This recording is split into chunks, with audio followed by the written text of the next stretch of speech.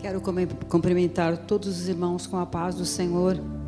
Eu estou grata a Deus pelo privilégio que eu tenho de estar aqui para compartilhar um pouquinho da palavra do Senhor com você. Nós estamos aqui numa série de estudos a respeito de o tesouro em vaso de barro. A irmã Nésia, que nos antecedeu, falou exatamente sobre o tesouro em vaso de barro. A Silva já tem um outro título, e para mim caiu o título de o perdão, a dádiva de Deus. Então, irmãos, eu peguei aqui como referência um pouquinho sobre o vaso, que está em 2 Coríntios, capítulo 7, ou melhor, capítulo 4, versículo 7, que diz o seguinte: temos, porém, este tesouro em vaso de barro, para que a existência do poder seja de Deus, não de nós. Irmãos, eu tive fazendo assim um apanhado geral, falando em tesouro.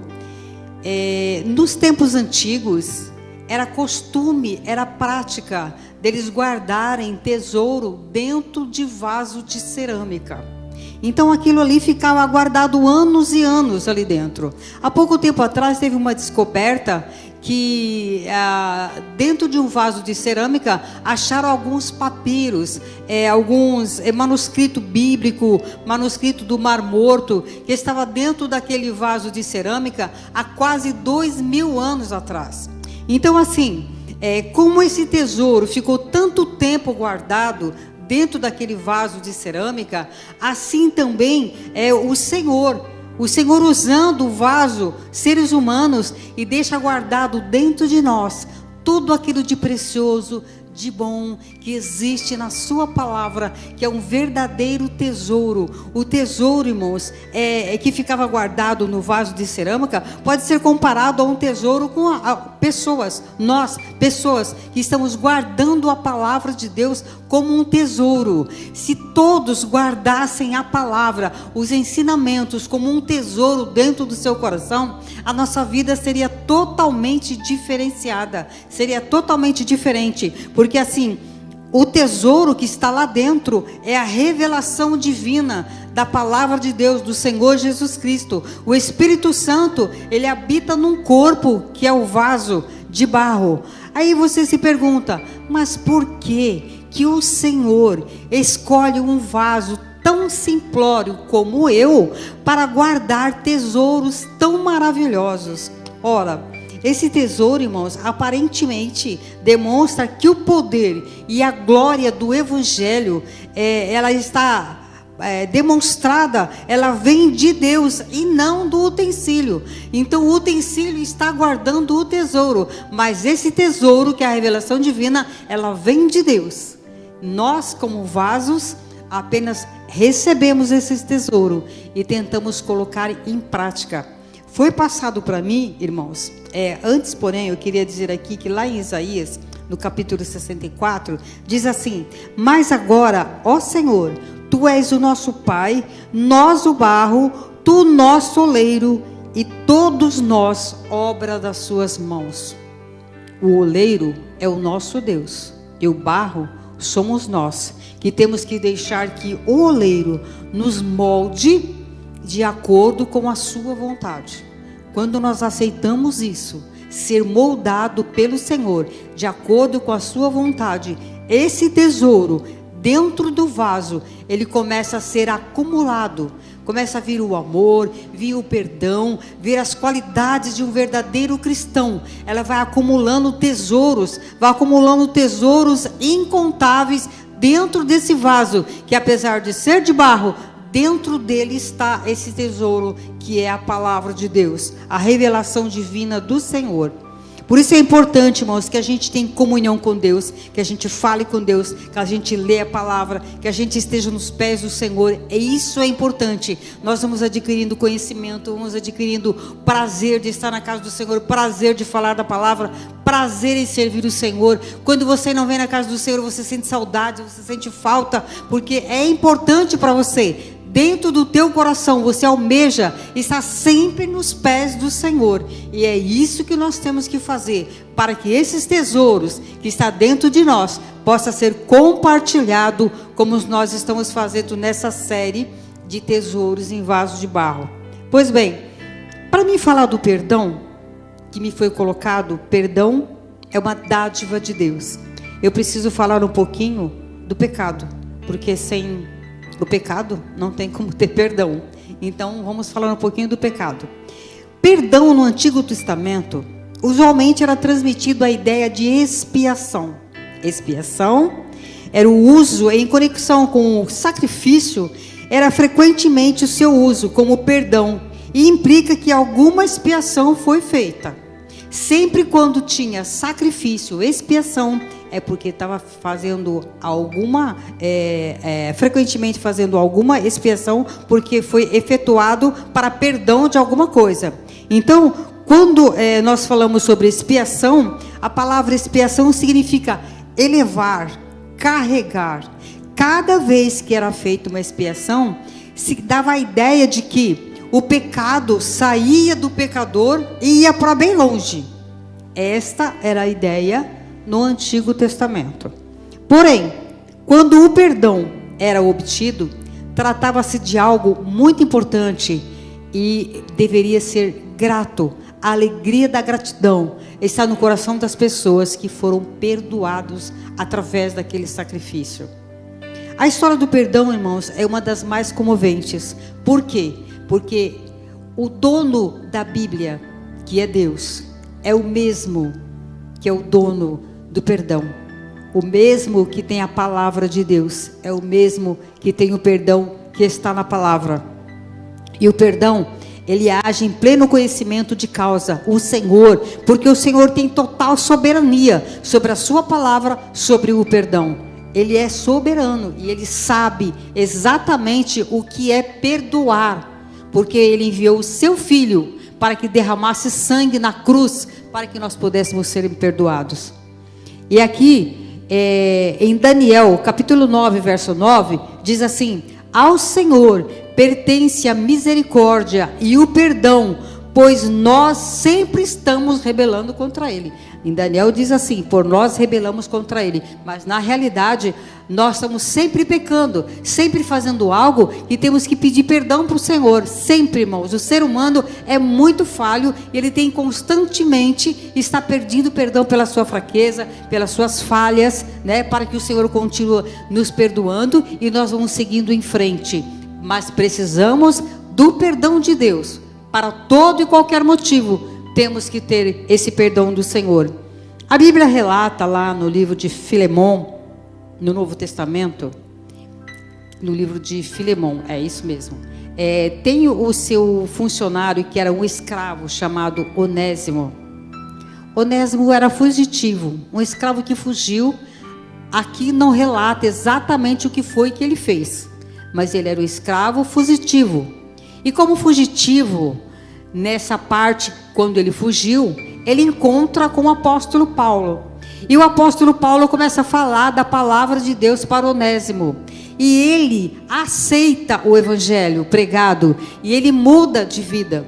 Aí o apóstolo Paulo escreve uma carta para Filemão e diz para ele assim: olha, assim como você recebe a mim, seu companheiro, receba também Onésimo. Porque agora ele era um novo Onésimo. Era um escravo, mas salvo por Senhor Jesus. Você recebe ele, e se ele te fez algum dano, ou se ele está gastando alguma coisa, põe na minha conta. Tudo que ele fizer, põe na minha conta. E foi assim que o Senhor Jesus fez. Ele assumiu a nossa culpa, a minha culpa, a tua culpa. Ele assumiu, colocamos tudo na conta de Jesus, para que nós fôssemos perdoados. O genuíno perdão, irmãos, é o resultado de um coração quebrantado. Se nós temos um coração quebrantado, se nós temos o Espírito Santo de Deus, nós temos que ser perdoador. Porque, irmãos, eu não posso crer que uma pessoa que tem o Espírito Santo na vida não consiga perdoar. Me fez aquela falha, eu não vou perdoar. Irmãos, me desculpe, mas se você age dessa maneira, você precisa aceitar Jesus de novo, porque o perdão faz parte da vida do cristão. O Senhor Jesus nos perdoou e nós temos a obrigação de perdoar. Para isso, temos que ter o coração quebrantado, temos que orar. É claro que quando alguém nos ofende, a ofensa muitas vezes faz com que o nosso ego fica machucado, principalmente quando mexe com a nossa moral. Então fica difícil você falar assim, não, mas foi a minha moral. Mas irmãos, se você é inocente sobre aquilo que alguém falou, Deus te conhece e sabe que você não é devedor daquilo, então você não tem que ficar chateado e não vou perdoar. Não, Deus não te conhece? Você é inocente sobre essa acusação? Então coloca nas mãos de Deus e vai dormir em paz. Porque o coração quebrantado, o coração que perdoa, irmãos, quando ele coloca a cabeça no travesseiro, ele tem um sono tranquilo, o sono do justo, porque ele está limpo, livre de acusações. O Senhor que conhece a tua vida, Ele sabe que você não é culpado e Ele vai dar o bálsamo de Gileade e você vai poder dormir uma noite tranquila. Mas para isso, perdoe, perdoe. Falando em Filemon, me lembro de algo bem parecido, que tinha um irmão aqui na nossa igreja, que ele tinha uma pequena empresa. E um dia, e todos os anos, ele dava, na época de Natal, ele fazia um culto para os funcionários e dava um jantar. E nesse ano, ele chamou o círculo de oração e falou para minha irmã, eu quero que você leve uma palavra lá, nesse jantar. Eu falei, amém. E comecei a procurar a palavra. E procura, e procura. E cada vez que eu folheava a Bíblia, caía em Filemon. Eu falei, mas que coisa, meu Deus. Um jantar de final de ano para funcionários, eu vou falar sobre Filemon. Mas toda vez que eu buscava, não via nada, irmãos. Só vinha Filemon. Tá bom.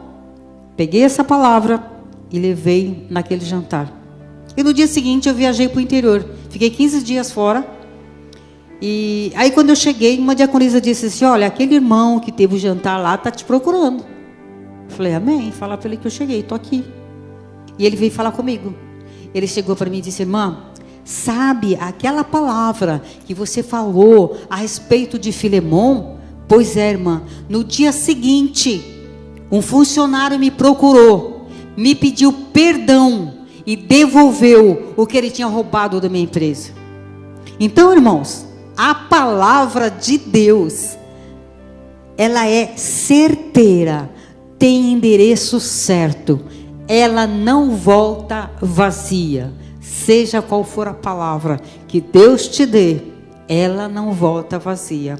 Sempre tem aquele enderecinho certo. Nem que tem uma multidão e tem uma única pessoa que vai receber aquela palavra. Eu fiquei apreensiva na época, porque eu falei, meu Deus do céu, como eu vou levar uma palavra dessa num jantar assim de comemoração de final de ano? Mas era aquela palavra, alguém precisava ouvir, e alguém se arrependeu, e isso, irmãos, foi uma benção. Eu fiquei muito feliz, porque a palavra tinha endereço certo. Louvado seja Deus. O perdão, irmãos, lá em Salmo 130, verso 4, diz assim, a parte B do versículo, contigo está o perdão, é o salmista dizendo. Então o perdão é uma graça admirável. O perdão é quando o Espírito Santo vai interceder pelo povo de Deus na terra. Diz a Bíblia que o Senhor Jesus intercede por nós com gemidos inexprimíveis. Você sabe o que é inexprimíveis? Inexprimível é uma coisa assim inexplicável, uma coisa que não dá para exprimir, é uma coisa que eu não posso dizer para você exatamente o que é a palavra inexprimível, porque o único que pode e que geme nos pés do Pai para interceder por nós é o Senhor Jesus com gemidos inexprimíveis. Nós oramos, nós falamos, nós agimos, mas choramos muitas vezes, mas ainda não chegamos ao ponto de ter gemidos inexprimíveis como o Senhor faz intercedendo por mim e por você. Louvado seja Deus. Diz aqui o Salmo 32, bem-aventurado é aquele cuja transgressão é perdoada e cujo pecado é coberto. Isaías diz assim, O Senhor dizendo: eu mesmo sou o que apago as tuas transgressões, e por amor de mim e dos teus pecados não me lembro mais. Muitas vezes o Senhor nos perdoa, mas nós insistimos em nos castigar, porque nós mesmos não nos perdoamos. Ficamos sempre relembrando. Aqui tem uma ferida, a ferida está coberta, mas eu vou lá, eu cutuco a ferida, arranco a casca e continuo relembrando. Quando você sentir que o perdão de Deus está na sua vida, que o Senhor te perdoar, perdoa você também. Não fique pisando naquilo que já foi limpo, naquilo que já foi tirado da sua vida. Se já foi tirado, aceite o perdão de Deus e se perdoe também, para que você tenha paz.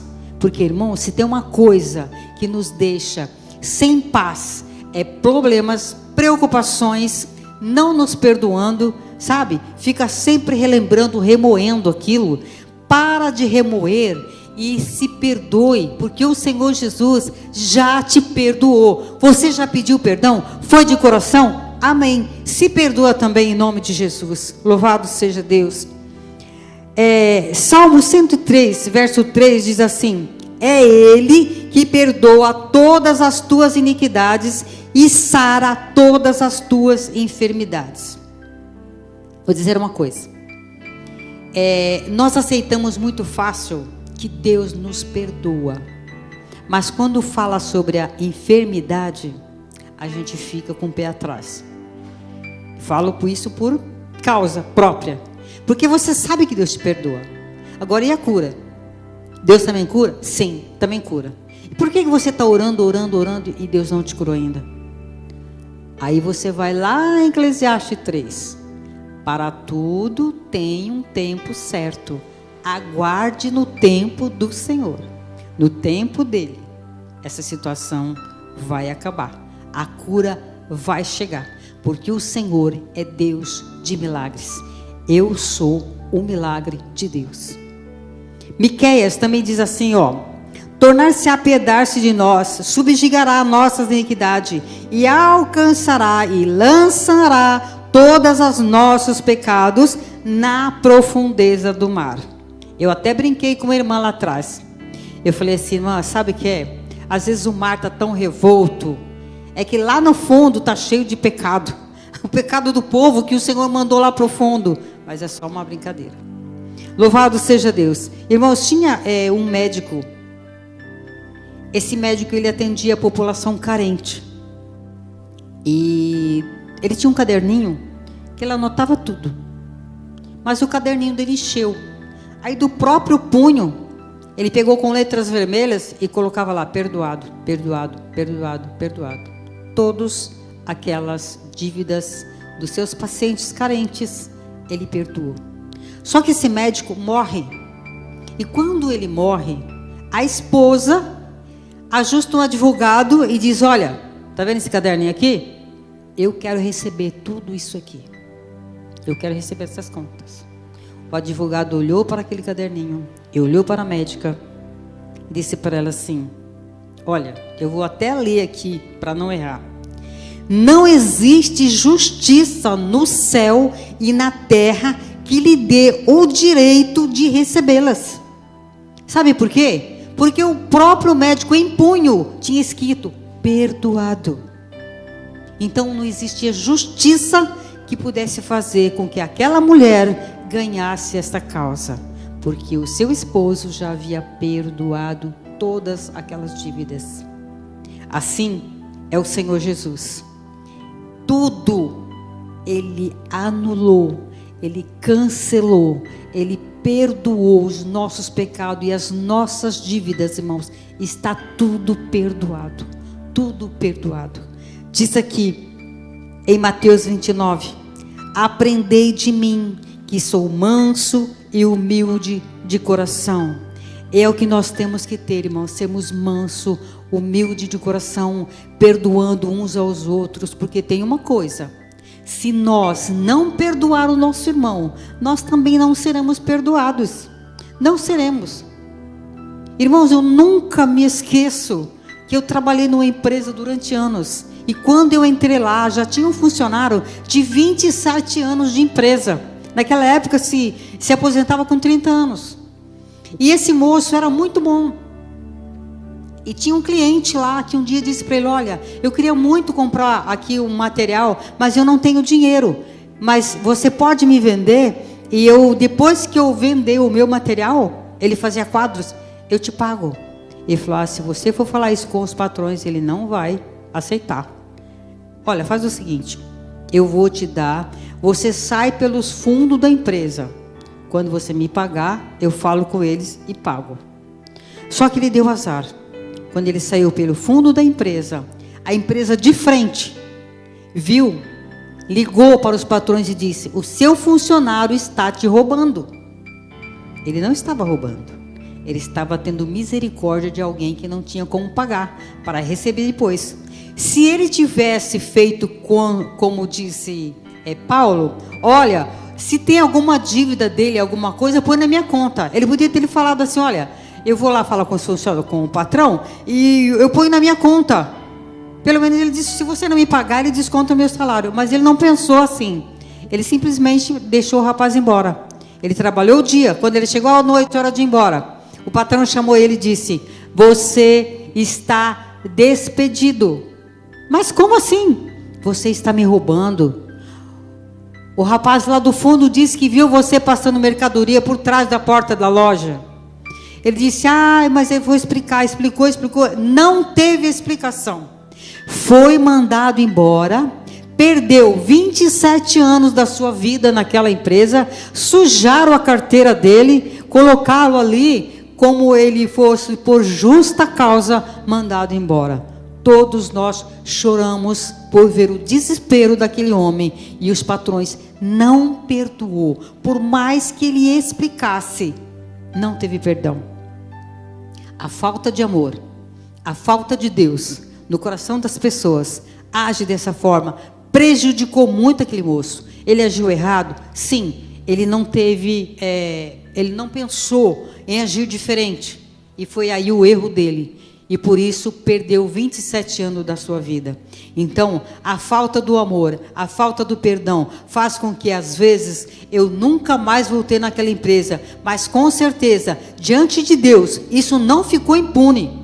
Não ficou. Perdeu aquele rapaz 27 anos da vida dele por conta de uma coisa que ele fez para agradar e servir alguém, mas sem comunicar aos seus patrões. Mas os patrões, que já conhecia ele há 27 anos, sabia que ele não era ladrão. Então poderia ter posto um pano quente nisso e perdoado o rapaz, mas não fizeram isso. Então, irmãos, a falta de perdão é um perigo, porque quando a pessoa não perdoa, ela vai acumulando coisa ruim dentro do seu coração, vai acumulando. E sabe o que acontece? Ele começa a pegar enfermidades no seu físico, ele começa a ficar doente. Tem pessoas que têm anos e anos doente e não sabe o porquê, e muitas vezes é porque não sabe perdoar, está na igreja perdendo o tempo.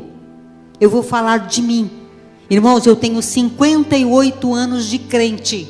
Se dentro desses 58 de crentes, eu não aprender e não souber perdoar, a hora que eu partir para a eternidade, a minha salvação é duvidosa.